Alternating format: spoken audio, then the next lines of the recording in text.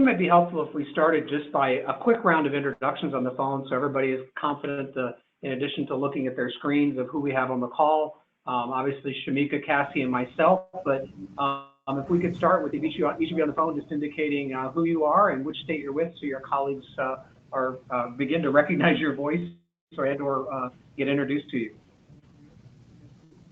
Anybody? Hello, this is Angela Monroe from Maine. Hi, Angela. Thank you. Hello, this is Ryan Young from Iowa. Hey, Ryan. Welcome. Thanks. Anthony James from South Carolina. Hey, Anthony. Good to hear you. Hey.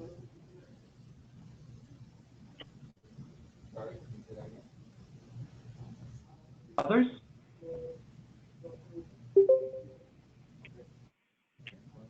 Lynn Retz from Kansas. Hey, Lynn. Thank you. Anybody else? Okay, there may be some audio problems or on mute, but we'll move on. But thanks for joining. I know we have everybody.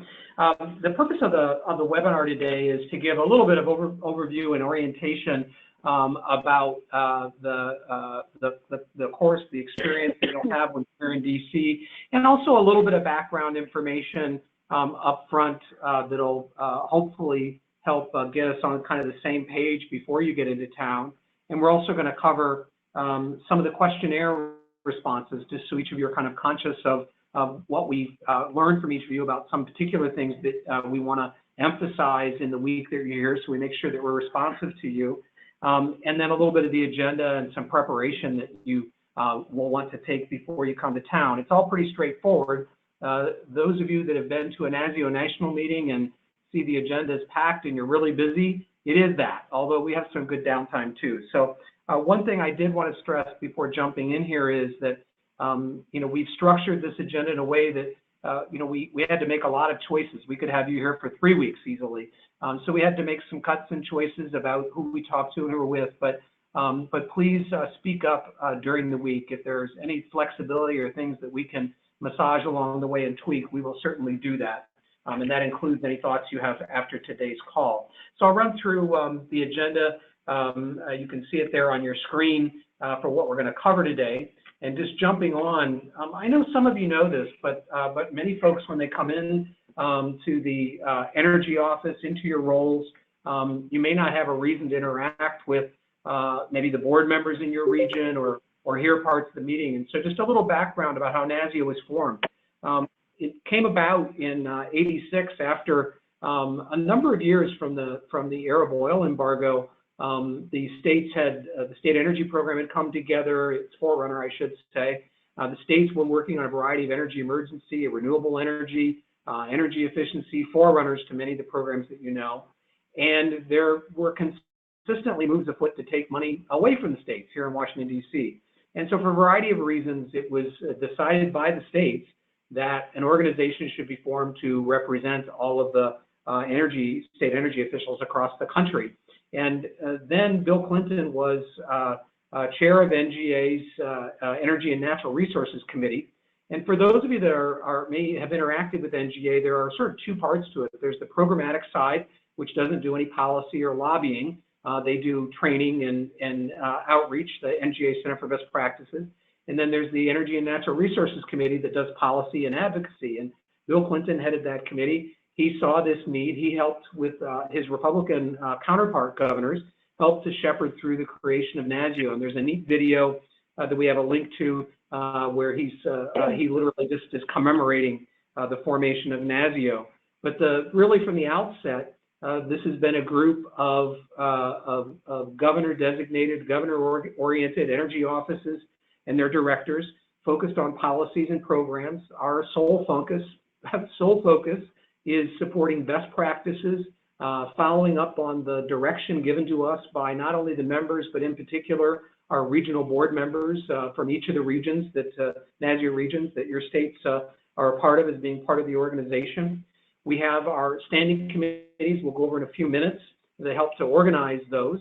But we really try to focus on a service-oriented approach. We're not here to tell you what to do. We do like to highlight what others are doing, what other states are doing.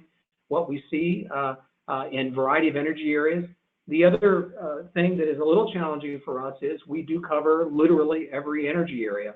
We're known for efficiency and renewables, certainly, but energy security, we cover a certain amount of nuclear issues. There's a great deal of national level energy policy at FERC, at the Department of Energy, related to electricity, natural gas, petroleum.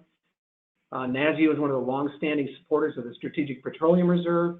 Never mind all the buildings efficiency programs and other activities that you may be acquainted with. So it's a broad purview and a broad array of activities. And I think we've made a concerted effort over the last 6 or 7 years to add a few staff to NASEO, sharp people like Cassie and Shamika that have different program areas and committees, as well as other staff, and you'll get to know those folks when you come here in town. But we wanted to give you a little bit of a flavor for this. The other thing that sort of goes unspoken, and I think we're going to change that in the coming year, which is we're also here to strengthen your offices. And by that I mean making sure that we provide you with tools, resources, working with other states that strengthen your position, your office, what you need to do. That's a tough thing in tight financial times, but it's something that we're going to begin to re-emphasize in the coming year. But it is one of the core reasons why we're here. And as you'll hear when you're in town listening to some of the former directors we have coming in, you'll get a much stronger sense of that. And again, it isn't we don't have a particular angle or model we're looking for. We're just trying to support where you want to go and make sure that you have what you need. Next slide just covers the board of directors, and I know many of you are familiar with your regional representatives to the board, but one thing I wanted to point out in this is we have in our bylaws, which are online, the first 5 positions, the executive committee, which is the chair, vice chair, treasurer, secretary, parliamentarian, you'll notice a reasonably good geographic mix. We also have always political diversity in terms of the governor of the state that the chair, vice chair, et cetera, are from. So you see that laid out there. Those positions are elected each year. There's a little bit of vagueness in the bylaws.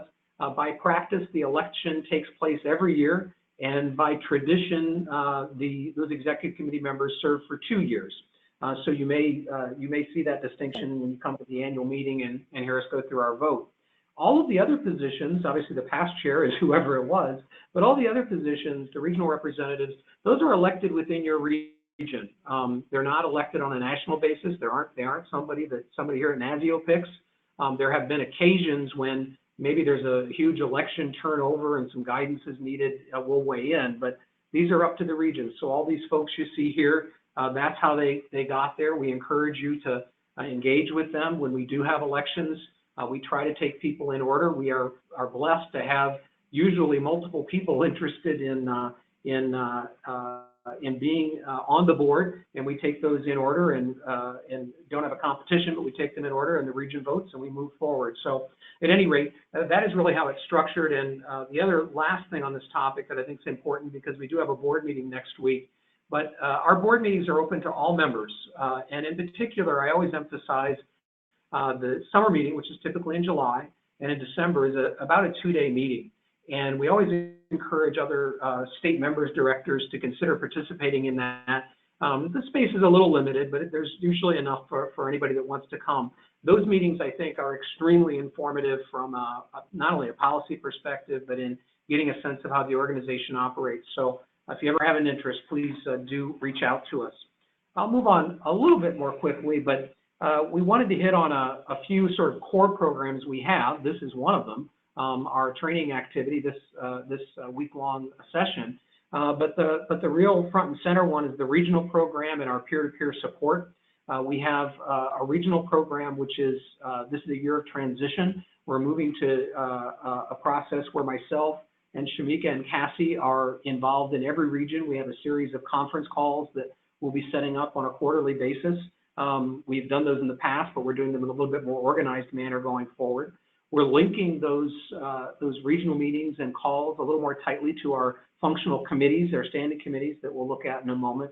And we have regional meetings in region. I think, as most of you know, we just wrapped up the 6 regional meetings this spring, but we also have abbreviated ones, about 1.5 to 2 hours at the annual meeting and in the winter meeting. And states have uniformly said that they like those, want to keep those, but we're always open to suggestion on any of those, but it's a great way to elevate programmatic needs you may have, policy questions you may have.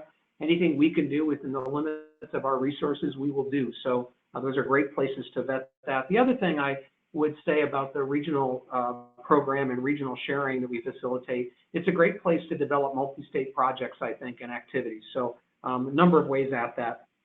One-on-one assistance, literally all our staff and all our staff time is built around various committee and program areas, buildings, transportation, state energy planning, financing, energy emergency response. And in virtually every case, we have built in staff time and resources for one-on-one assistance to the states. And if we don't know the answer, if we can't develop the item you're looking for, we will try to find somebody that can work with us to do that. And we encourage you to take advantage of that. We obviously work very closely with our colleagues at the Department of Energy, folks you work with in the Office of Weatherization and Non-Governmental Programs, but also in the other offices at the Office of the Division of Energy Efficiency and Renewable Energy, such as solar, buildings, et cetera, as well as the fossil office, carbon capture and sequestration is an example, as well as the Office of Electricity and Energy Reliability, which covers a lot of areas, the Energy Policy and Systems Office, all these offices at DOE and at other agencies you'll hear about later, but we have built in time and one-on-one assistance in each of those areas, all really geared toward you. We often pull in private sector partners of one kind or another, usually nonprofits or groups that have some technical expertise. We find they provide a good benefit. We try to monitor and curate that so that you're getting something that's, if not unbiased, at least it's labeled as such. So we try to give you the best information we can and as balanced a way as we can. The other items here, I think I've largely covered. We'll go on to the committees on the next slide. We have, these are committees and program areas, largely committees. The regional program I covered, and one thing I didn't mention, it's a good reminder here, our regional board representatives are really the leads in each region, and they are increasingly stepping up, and they lead the calls, they lead the in-region meetings we do, et cetera, and we really are their support. In the buildings area, we have, for most of the committees now, we have 2 state co-chairs and then a private sector affiliate co-chair. You can see each of them listed here for our various committees. For the most part, the members drive those committee agendas. There's some of that is resource driven. If we don't have any resources, for a particular topic area, we try to address that. If we can't, we obviously can't do as much in it, but we really take a lot of pride in trying to follow up on the things that you believe are important. That may be, for example, in the financing area, we have a residential PACE working group. We have had commercial PACE activities for at least 6 years now, in-depth reports, expertise on staff, private sector contractors that we rely on that have assisted states, a whole variety of things. So in each of these program areas, you'll find that. In the transportation area, that Cassie leads on the program end, we have core areas that we work on, such as helping with clean cities, promoting those sorts of things. We have new areas that are emerging, combining low income and moderate income housing and transportation solutions from an energy perspective, but also from an affordability perspective. Obviously, we've been very active on the VW settlement. Similarly, in Shamika's area in energy security, she's the lead with Jeff Pillen on emergency energy assurance activities. Lots of resources there, both in terms of writing written materials and guidance, but also engagement with DOE and actual hands-on experience. As an example, Jeff Pillen is reviewing currently about 6 state energy plans to provide feedback, ideas, note gaps, places the plans could be improved. And those are just sort of the way that we approach our committees and our programs. We try to wed them together in a seamless way. So you'll see at each of the NASEO meetings, the winter meeting in February, the annual meeting coming up, most of the committees meet. We tend to keep those pretty fluid in the sense that it isn't a set group of members, they're open to everybody. And then the calls that we do and the in-between work we do try to get people to participate regularly so we have some continuity. You also notice an affiliates program at the bottom, and something we've learned over time in this program, this was started many years ago, and there were really just a few affiliates. These are private sector members that join NASEO. They don't have voting rights. This is a state organization. There are some pretty tight parameters around their participation. but we had really never tapped them or leveraged them for their expertise on topics from, transmission and building energy codes and a whole variety of activities. And about 5 years ago, Sandy Fazeli, who leads the program, began not only expanding the number of members, which has helped financially certainly, but more importantly, engaging them in the committees and programs so that they offer their expertise. And again, 201, they have adhered well to our guidance to them, which is not to sell their product, but to offer technical expertise, and hopefully that leads them toward being successful. And, it's a good program. You'll see on the next slide a sampling of the many logos, some very familiar. I think the important thing about this page is you see names that you might recognize like Nest and Johnson Controls and API and Bosch and Philips. These are large companies. They are members of NASEO because they want to know you and want to work with you. And while they're doing it in the confines of our program, we think that's beneficial. So you'll have some exposure to a few of these folks while you're here in town. That's not certainly an emphasis, but maybe at dinner, that sort of thing. Next slide is probably worth just a little bit more time of studying, both now but offline after today's call. For many folks, if you aren't dealing with various divisions of DOE on a regular basis, it's a little bit confusing or overwhelming. But the way that the department is now set up could change in the coming year. There'll be some reorganization likely under the administration. That doesn't always happen, but it seems likely. They're probably a little bit divorced from the way this chart is laid out. You'll see major divisions that we deal with. And on the second long bar, there's a box that says Office of Undersecretary for Science and Energy, Patricia Hoffman. She's the acting undersecretary. She's a career person now. She was an appointee in the last administration in a very nonpartisan setting, and the administration has asked her to stay on. She's an excellent resource and leader. She has worked with NASEO and with the energy offices for many years and been a strong advocate and force at the department in making sure that the voices of the energy offices are understood and considered.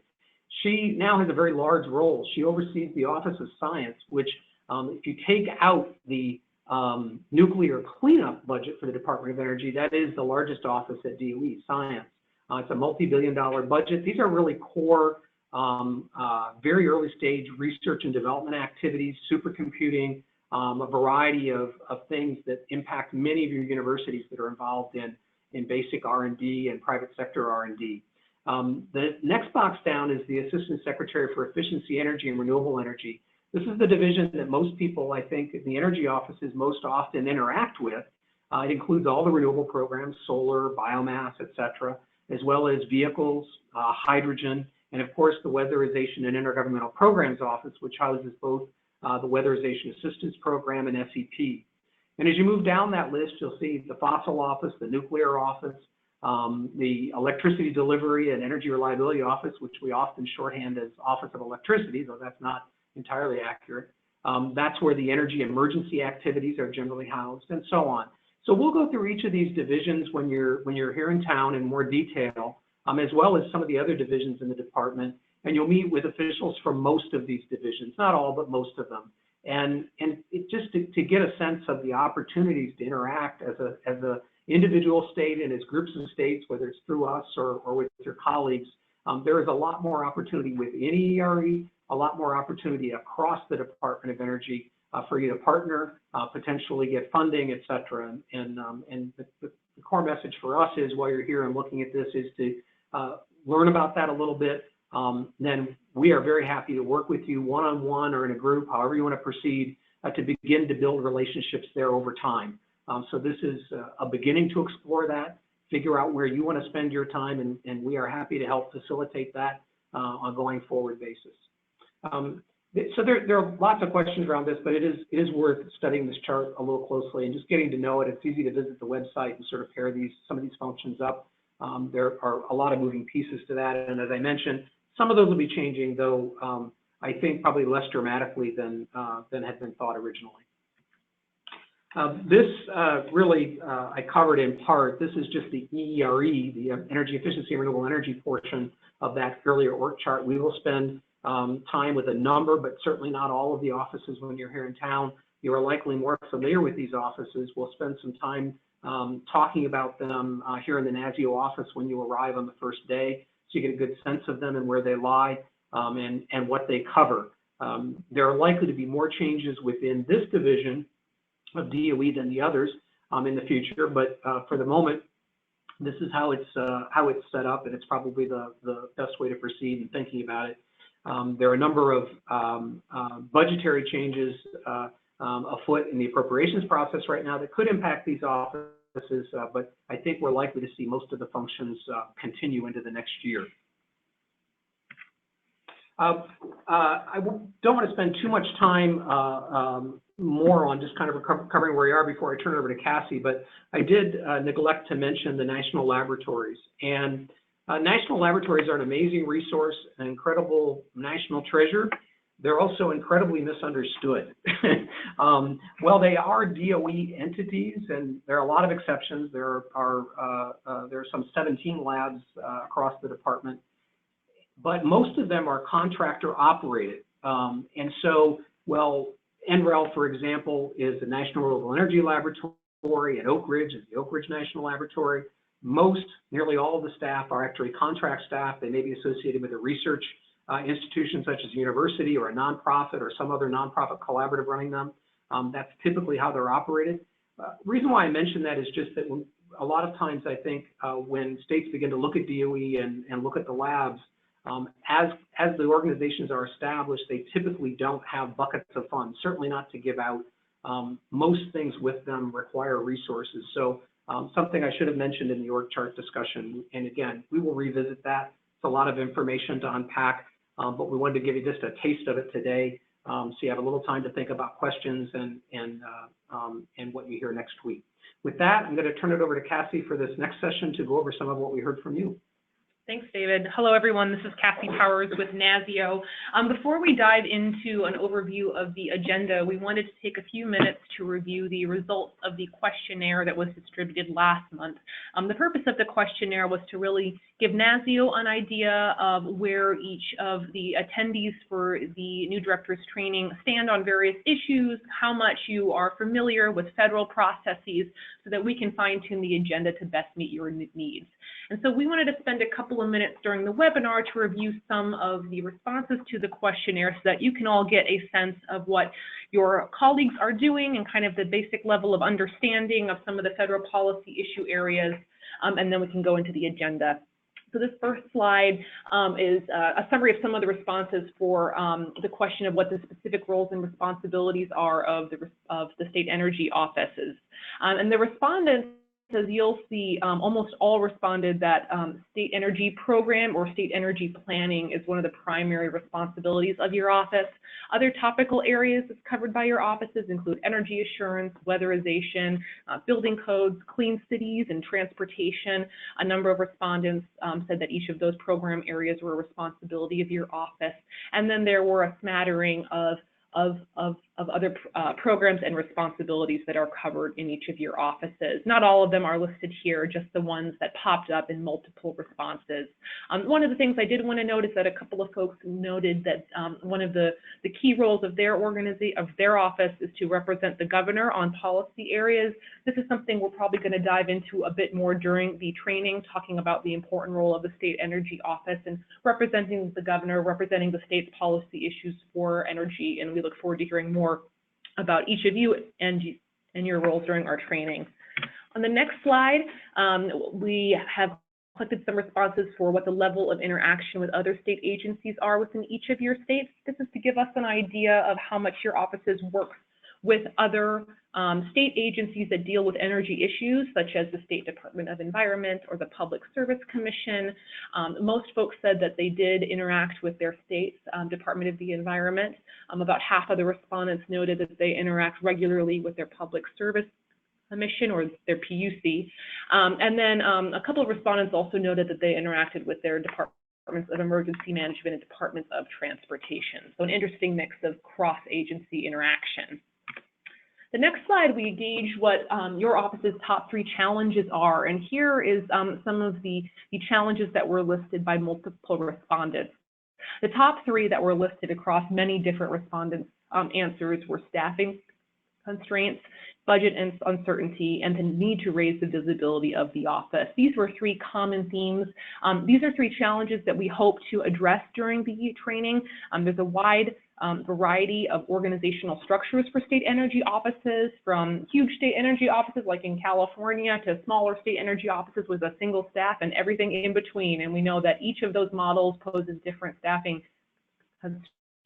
So we'll be hearing from each of you about the particulars of energy office, as well as sharing some insights from others during the training. We'll also go through some of the budget uncertainties, both at the state and the federal level, how states are responding to that, and also just the ongoing drumbeat to raise the visibility of the programs and policies coming from your office areas.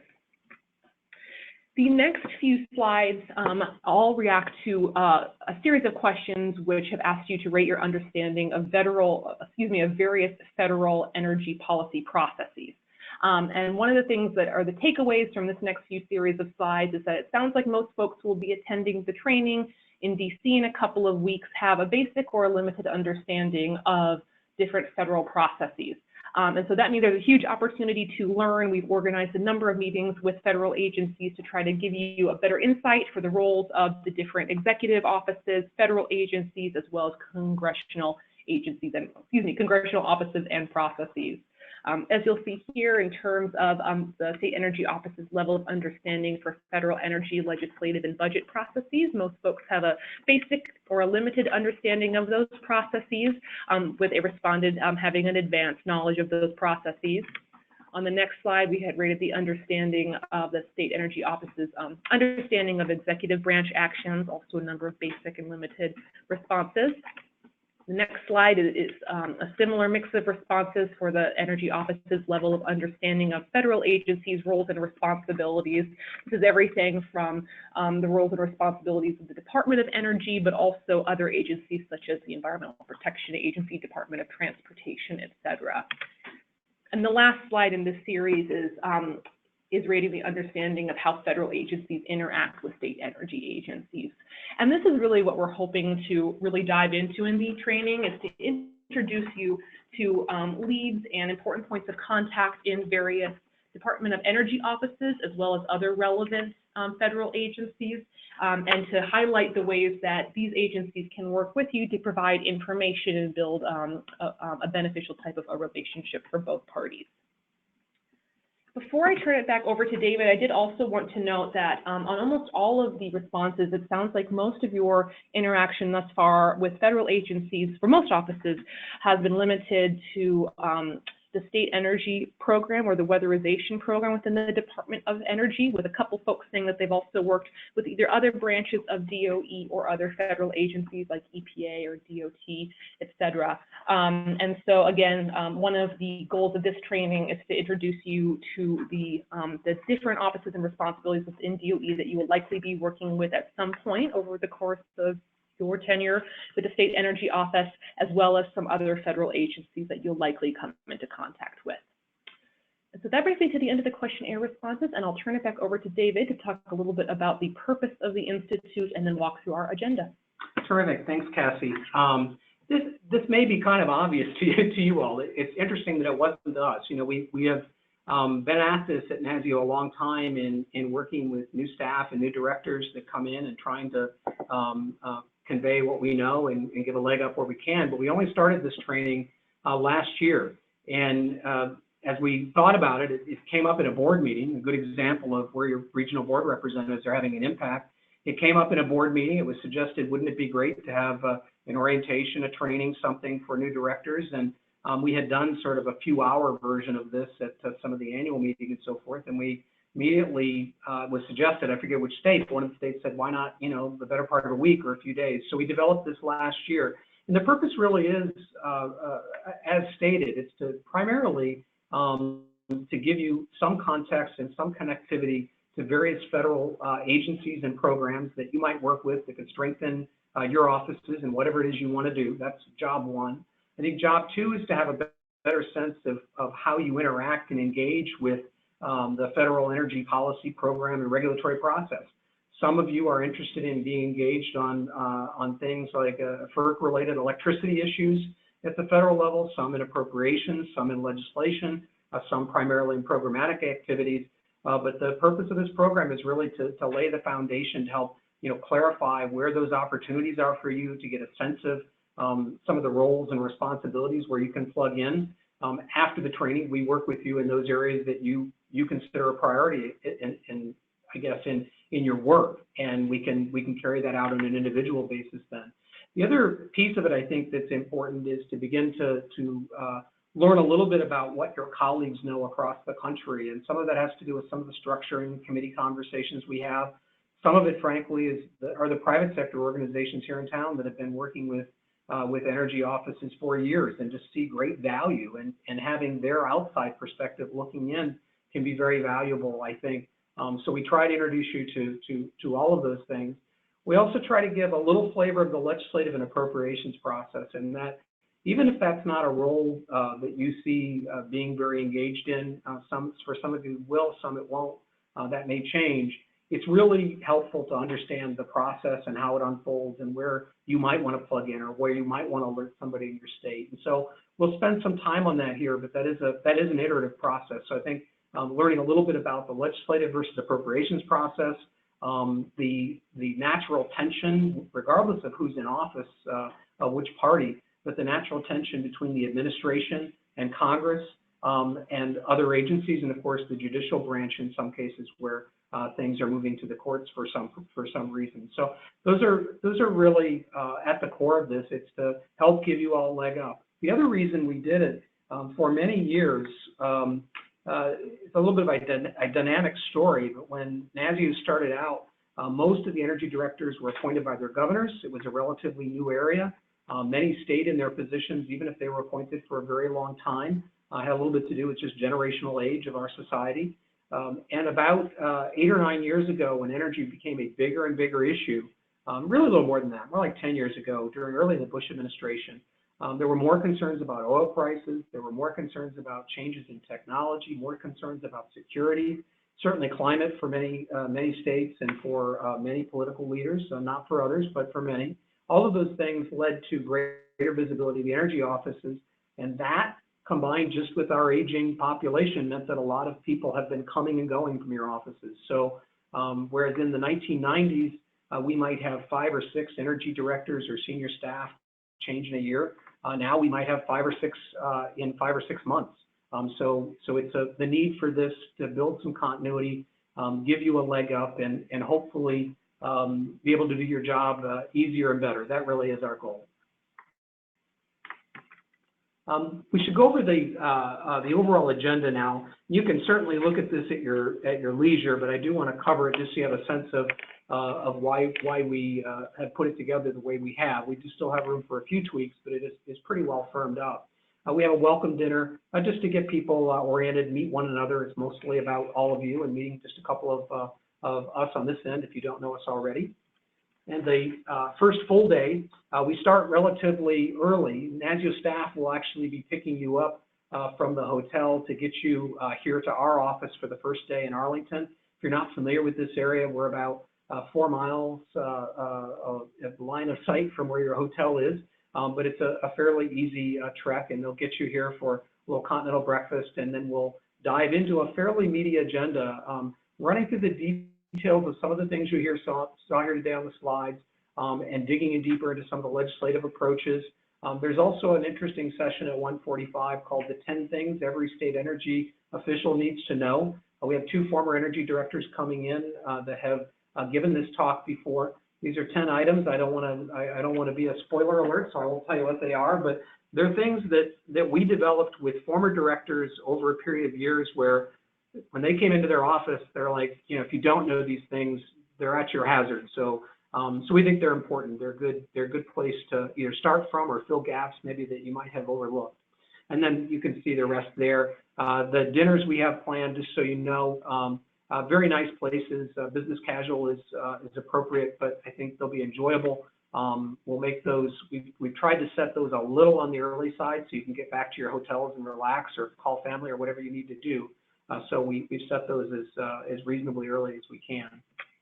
The second day really is the bulk of some of the DOE meetings for the Energy Efficiency and Renewable Energy Division. We'll start off with the Weatherization Intergovernmental Programs Office, really for two reasons. One, it is the location of the State Energy Program and the Weatherization Assistance Program, and all the states have some connectivity to that office. Certainly many of you have much broader purviews or different areas of focus.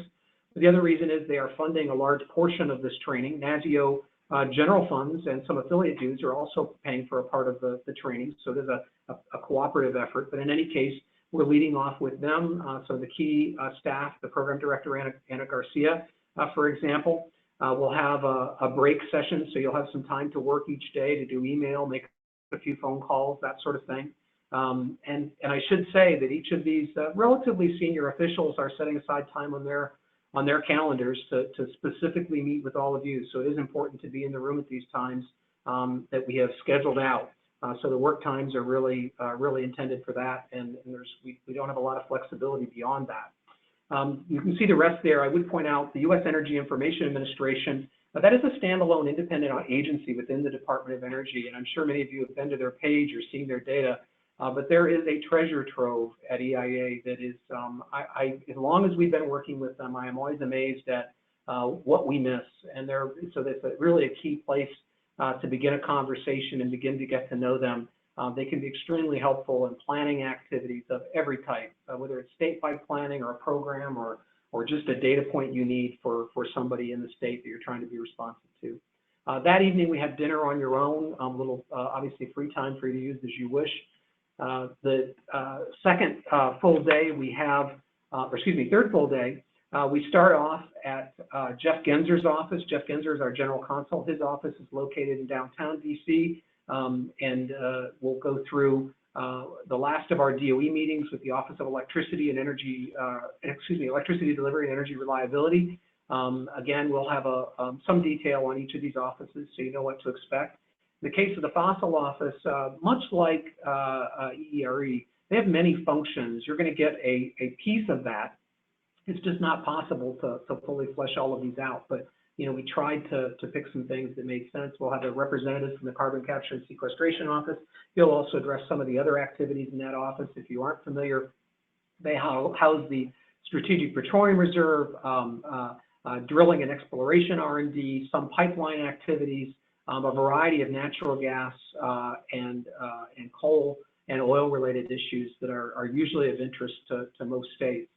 We also have meetings with some of the EPA staff, including Carolyn Snyder, who was the energy director in Delaware and is now a fairly senior EPA official. Also, agriculture, you know, it is, as I think most of you know, a huge agency. They actually have many different energy opportunities.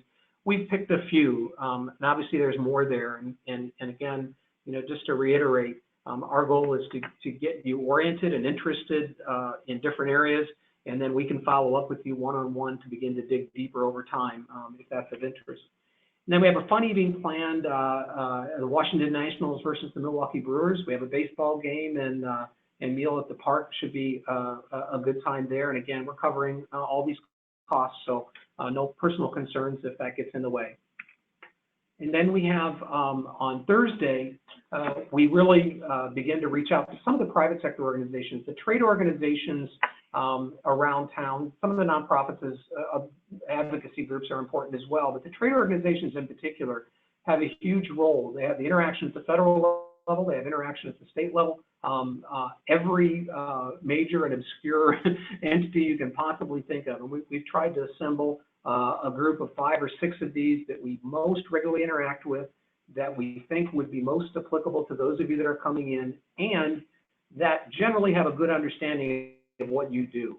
So that if you make a connection there and you want to follow up, you're going to be dealing with somebody that has an appreciation for what you do. So we tried to, you know, line this up in a way that we think will be beneficial to you. There are a lot of other opportunities in that space and things to know, but it's a good place, I think, to start.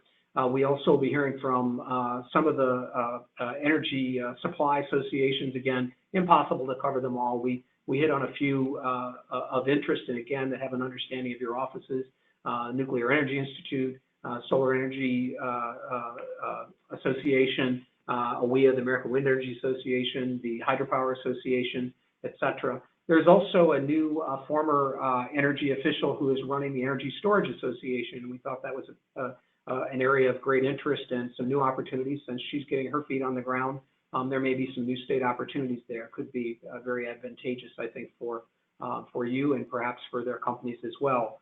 And then we'll spend a little bit of time at the end of the day talking about just a few logistics and things to expect in our legislative discussions on the last day, just to give you a little bit more sense of what will happen that next day.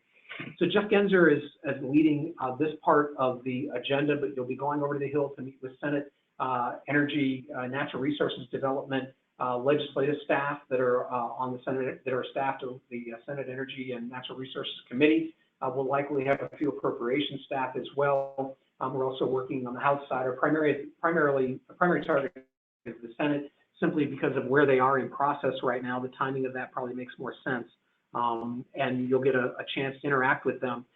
And this is a good time to, and we'll reemphasize this in our last email to you that goes out with the agenda, but every meeting you go to, it is highly likely the people on the other end will want to hear something about your office, your state. And having a couple of minutes in mind, keep it brief and high level, but a couple of minutes in mind about the important energy things going on in your state.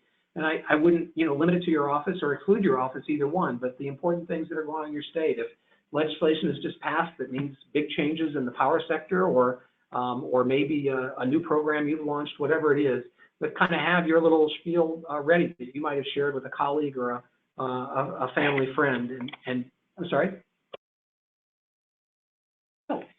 Can anyone hear us? This is Cassie and David, just testing to see if anyone can hear us.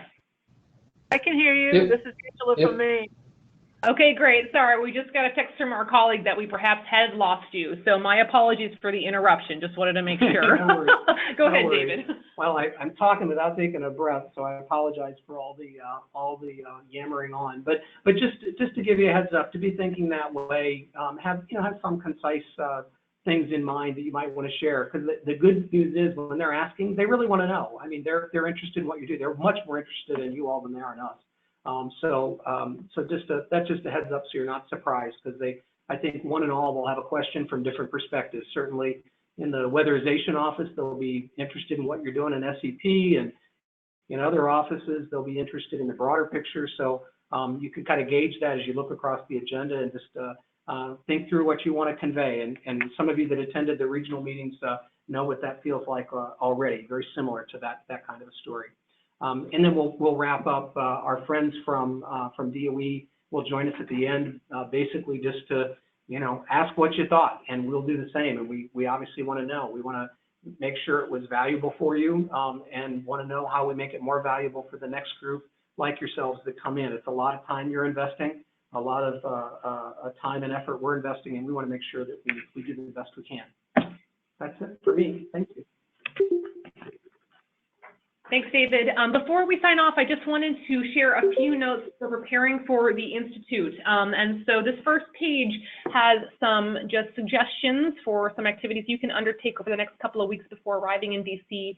The first piece of advice is that we ask you to come prepared to talk about the needs and opportunities in your office, in the State Energy Office, as well as the policy issues that are currently happening in your state.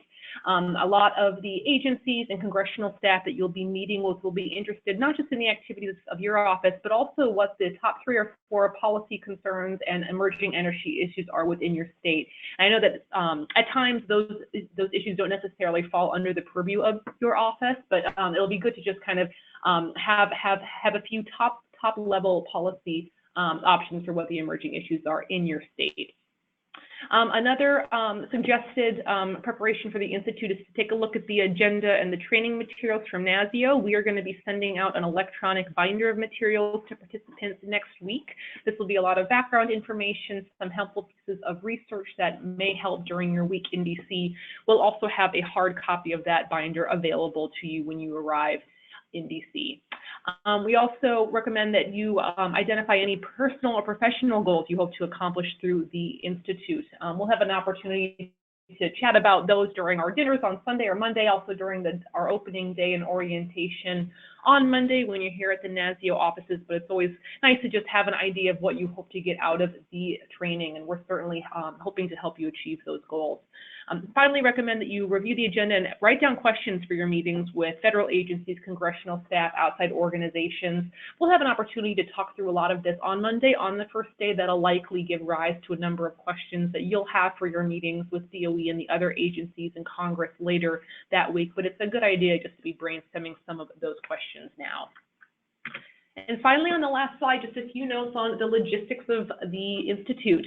As David had mentioned, travel, lodging, and meals are going to be covered by NASEO.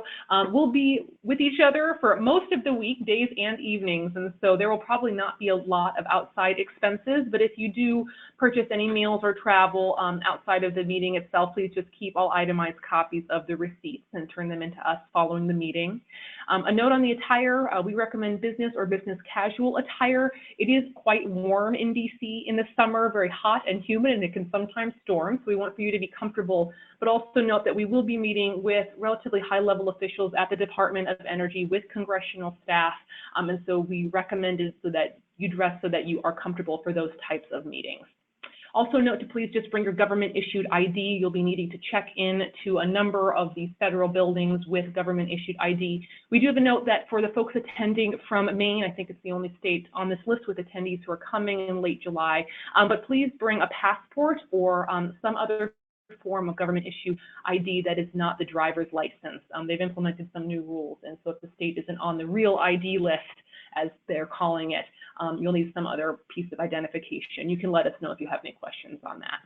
And then finally, we have the contact information at the bottom, and Shamika, so if you have any questions, please let her or I or David know.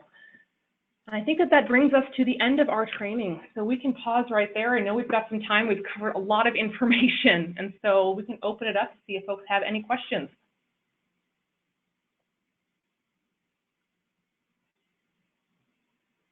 We've covered it all.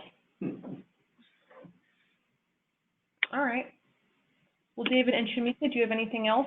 I don't, but if any of you on the phone, if you think of anything between now and then, small or big, don't hesitate to ask us. You know, doubtless there is something we have forgotten. We try to check all our boxes, but let us know, and if there's anything we can change or fix, we will.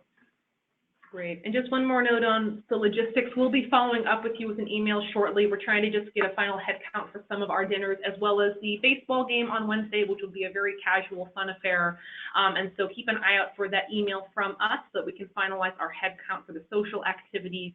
And again, we'll be sending a binder with some background information next week prior to your arrival in DC. Thanks, everyone. Thank you. Have a good day. Bye now.